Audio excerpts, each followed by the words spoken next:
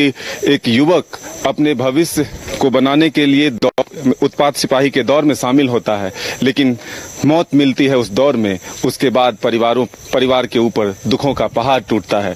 इस वक्त हम मौजूद हैं अजय महतो के परिवार के साथ, और यहाँ पर कुछ अब से ठीक थोड़ी देर पहले असम के मुख्यमंत्री हेमंत बिस्वा शर्मा इनसे मुलाकात करने के लिए और पूरी घटना की जानकारी के लिए पहुंचे थे। अजय के पिता हमारे साथ मौजूद हैं। क्या बातचीत हुई, क्या पूछा उन्होंने हेमंत बिस्वा शर्मा ने? हम लोग को ये पूछा कि कैसे कहाँ गया था लड़का। हम बोल दिए पलामू दौड़ने के लिए, तो दौड़ उड़ के निकाला। उसके बाद जमीन में मतलब बेहोश हो गया, बैठा, उसके बाद बेहोश हो गया। उसके बाद मतलब वहाँ का जो लोग था प्रशासन, जो उसका दोस्त गया था इधर से, उसका दोस्त भी है सामने। आप लोगों को कैसे जानकारी मिली? उसका दोस्त हम लोग को बगल में है, वो फोन किया था हम लोग को। पुलिस के द्वारा कोई फोन का या जानकारी नहीं? कैसे जानकारी मिली? कैसे आपको ये जानकारी मिली कि वहाँ वो गिर गया, बेहोश हो गया? आप भी साथ में गए थे? हाँ, साथ में गए थे। तो हम बाहर में दौड़ने नहीं गए थे, साथ में गए थे। क्या नाम है आपका? पंकज मुंडा। पंकज, क्या हुआ घटना? कैसे आप वहाँ थे साथ में? क्या हुआ था? हम उसका बाहर वेट कर रहे थे, तब देख रहे सब कैंडिडेट निकल रहा है, लास्ट बचल था। तो फिर हम सोचे इतना लेट से नहीं आ रहा, तो हम पूछने गए तो बोला सब कैंडिडेट तो चला गया, जो बाकी जो गिरा था वो लोग अस्पताल में है। कितने लोग लगभग गिरे थे? आप अस्पताल गए थे देखने? हाँ, अस्पताल गए थे। उसमें वही जिसका कंडीशन थोड़ा ज्यादा सीरियस था, उसमें 5 या 6 थे, और कुछ बहुत है जो हल्काई में थे। तो क्या आप तो वहाँ थे, गर्मी बहुत थी, इस वजह से हुआ या फिर और कोई वजह? गर्मी बहुत ज्यादा है उधर। कितना देर अंदर रखने के बाद दौड़ाया गया था? ज्यादा देर नहीं, अंदर 4 बजे एंट्री करवाया था सुबह में। फिर फर्स्ट में लड़की लोग का करवाया, उसके बाद लड़का लोग का करवाया। कितने बजे का ये दौड़ शुरू हो गया था लड़कों का? लड़कों का वही 8 से 9 बजे के बाद शुरू हुआ। हाँ। तो फिर क्या बेहतर इलाज नहीं था वहाँ पर? आप क्या देखे? मेडिकल सुविधा सही नहीं था वहाँ, कुछ भी नहीं। वहाँ जितना भी कैंडिडेट था अस्पताल में, सब इधर उधर लेटा हुआ पड़ल था, कोई बेड में, कोई नीचे, बस लाइन चढ़ा के छोड़ दिया था। अजय से आखिरी बातचीत आपकी हुई थी, या जब वो गिरा तो बेहोश हुआ तो बेहोश ही रह गया? नहीं, बातचीत नहीं हुई थी। बस वो आँख खोल के देखता था, कुछ बोलता नहीं था। मेरा से कुछ बात नहीं हुआ था। फिर वहाँ से लेके आए, तब तक भी कोई बात नहीं हुआ था। फिर तो क्या कह कर गया था दौड़ने के लिए, जो आते हैं दौड़ के? हाँ, बोल के गया था ठीक है, तुम रहो, हम आ रहे हैं, दौड़ निकाल के आएंगे। इससे पहले अजय आर्मी का भी दौड़ निकाल चुका? हाँ, अग्निवीर का निकाल चुका था। इंतजार था रिजल्ट? हाँ, रिजल्ट का ही वो इससे पहले वाला साल में फर्स्ट अग्निवीर फर्स्ट निकाला था, आँख में मेडिकल में किया था। अभी जो असम के मुख्यमंत्री आए, क्या आश्वासन दिए? क्या चाहिए आप लोगों को? क्या मांग है?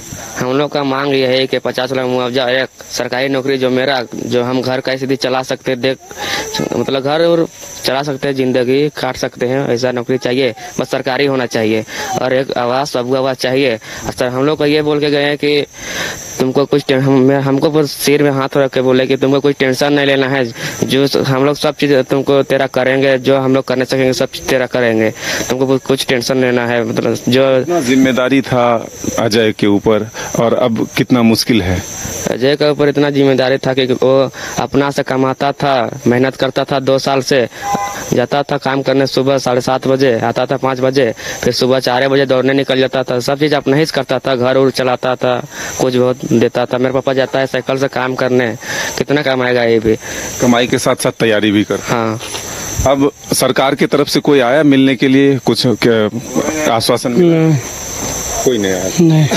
तो बिल्कुल देखिए, ये अजय के परिवार के लोग हैं और इनके ऊपर दुखों का पहाड़ टूटा है, क्योंकि एक जवान बेटा जो है वो मौत के गले लग गया है।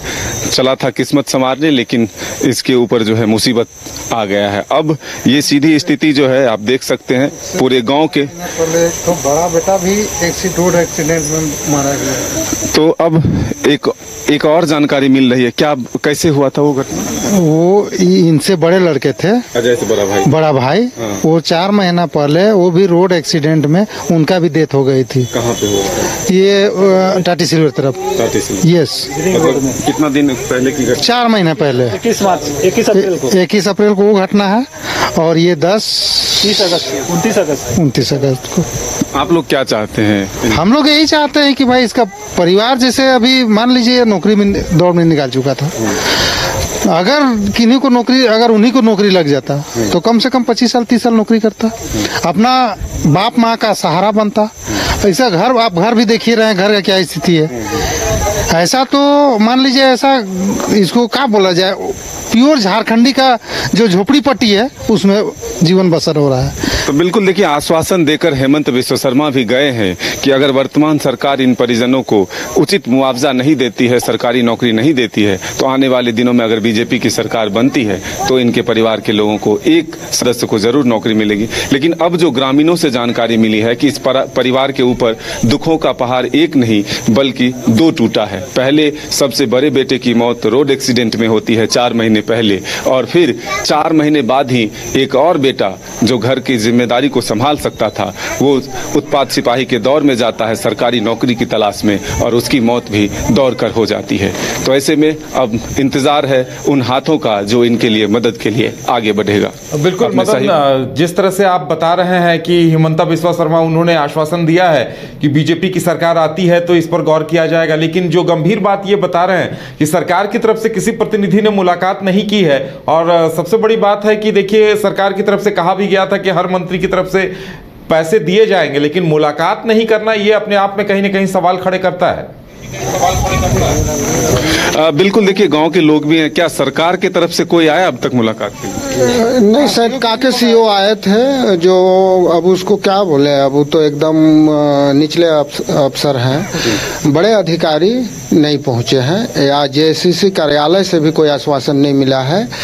और सरकार जो अभी सरकार में आरजेडी, जेएमएम, कांग्रेस, इनके कोई प्रतिनिधि आए कि नहीं? इनके प्रतिनिधि लोकल तो गांव घर के जो है वो तो आ ही रहे हैं, बाकी जो वरीय इनका पदाधिकारी है या मंत्री है वो लोग नहीं आए हैं। इस तो उदासीन है। कौन विधायक? राजेश कच्छप। यस, हाँ आए थे। उनकी तरफ से कोई मदद का आश्वासन? हाँ, वही आश्वासन मिला है कि भाई हम आपका बात अपना मंत्रिमंडल में रखेंगे, जो वहाँ से आश्वासन मिलेगी वो सहयोग करेंगे। अच्छा, ये जो एक चीजें आई है सामने कि कोरोना वैक्सीन से बच्चों की मौत हुई, आप लोगों को क्या लगता है, ये सही है या फिर नहीं? कोरोना वैक्सीन भी नहीं लिए थे सर। अजय वहाँ तो कोरोना वैक्सीन नहीं लिए थे। नहीं लिया? जी नहीं, एक भी कोरोना वैक्सीन का नहीं लिया था। तो ये जो आरोप है वो गलत है? गलत है, एकदम गलत है, सरासर गलत है इसमें। देखिए, ये जो चीजें सामने आ रही थी कि कोरोना वैक्सीन लेने से युवाओं के जो है एक तरह से इम्यूनिटी पावर कम हुआ, शारीरिक क्षमता कम हुआ, और इस वजह से दौड़ के कारण जो है मौत हुई। लेकिन अब परिवार के लोग, गांव के लोग कह रहे हैं कि अजय महतो ने एक भी वैक्सीन कोरोना का नहीं लिया था, तो आखिर मौत का वजह क्या है ये अब तक सामने नहीं आया। आप लोगों को ये पता चला है? पोस्टमार्टम रिपोर्ट आया? हाँ, एक चीज आप जो बोले थे कि सरकार से क्या मांग है या कुछ कहना चाहते हैं, तो हम चाहेंगे कि जो भी हाई स्कूल है उसमें फुटबॉल का ग्राउंड हो और फुटबॉल को प्राथमिकता दिया जाए। आज का बच्चा दौड़ धूप बचपन से नहीं करता है, अब क्रिकेट में उतना भाग दौड़ नहीं होती है। खेल का जो सामग्री है, सरकार खेल में एकदम रुचि नहीं है, वो भी एक कारण है। मोबाइल में व्यस्त हो गया। हाँ, और एक कारण ये है कि मेडिकल की सुविधा झारखंड में बिल्कुल नगण्य है। लेकिन अजय तो दौड़ का प्रैक्टिस करता था, करता था, तो मेडिकल ट्रीटमेंट सही नहीं मिला, समय पर नहीं मिलेगा कोई भी मरेगा। ऐसा है ना, व्यवस्था पूरी तरह फेल है। आपको शाम में 8 बजे कॉल आती है कि 3 बजे लाइन में लगना है, 6 बजे दौड़ करनी है। 1 बजे से लाइन में लगता है, और आपको दौड़ कब होता है, शुरू होती है 2 बजे शुरू किया था बेचारा। आपका शरीर में कितना इम्यूनिटी, क्या खाए, कितना आपका शरीर झेल पाएगा बॉस? 12 घंटा 13 घंटा आप ऐसे ही खड़ा रख दीजिएगा। वहाँ का टेम्परेचर क्या है अभी? धूप जितना ज्यादा था, ना पानी का व्यवस्था है, ना मेडिकल किट है, ना कोई प्रशासनिक आपका सहयोग है।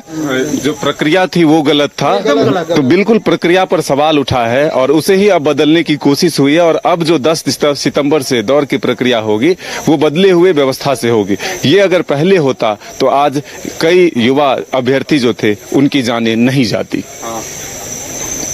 इससे पहले बाबूलाल मरांडी भी गए थे और अब हिमंता बिस्वा शर्मा गए हैं, तो जाहिर सी बात है इनके अंदर एक उम्मीद भी बंधी होगी। और इसके अलावा हिमंता बिस्वा शर्मा की तरफ से और क्या कुछ कहा गया वहाँ? बिल्कुल, देखिए, परिवार के लोगों को एक उम्मीद दिया है, भरोसा दिया है कि अगर वर्तमान सरकार इनके लिए अपने मदद के हाथ आगे नहीं बढ़ाते तो फिर जो उनसे बन पाएगा वो तो जरूर करेंगे, लेकिन इंतजार परिवार के लोगों को ये करना होगा कि जब बीजेपी की सरकार बनेगी तब इनके परिजनों को एक सरकारी नौकरी मिलेगी। लेकिन उम्मीद अब परिवार के लोगों को सरकार से भी है, प्रशासन से भी है कि ये इंतजार ना हो कि बीजेपी की सरकार बने तब जाकर इन्हें उचित मुआवजा मिले। इंतजार है सरकार के। बिल्कुल, यानी मतलब ये भी कहा जा सकता है कि इनके परिजनों की ये मांग है कि जिन अभ्यर्थियों की मृत्यु हुई है कम से कम उनके परिजनों में से किसी एक शख्स को ये नौकरी दी जाए।